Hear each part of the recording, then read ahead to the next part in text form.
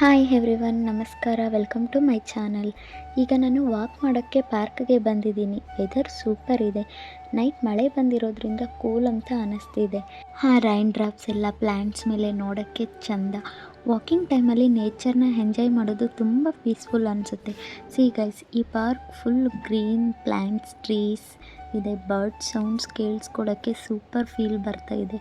Sometimes we really need this kind of me time just to relax and refresh our mind. Look at this nature, flowers so colorful and fresh ಇದೆ. Nature ಬ್ಯೂಟಿನ enjoy ಮಾಡಬೇಕು ಅಂತ feel ಆಗುತ್ತೆ. Every day small walk ಮಾಡಿದರೆ body and mind both fresh ಆಗುತ್ತೆ. ಹೆಲ್ತ್ಗೆ ತುಂಬ benefits ಇದೆ. ಸ್ಪೆಷಲಿ ಮಾರ್ನಿಂಗ್ ಟೈಮ್ ಹೇರ್ ಕ್ಲೀನಾಗಿರುತ್ತೆ. ನೀವುಗಳು ಹೇಗಿದ್ದೀರಾ? Do you guys also go for morning walk? Comment ಮಾಡಿ.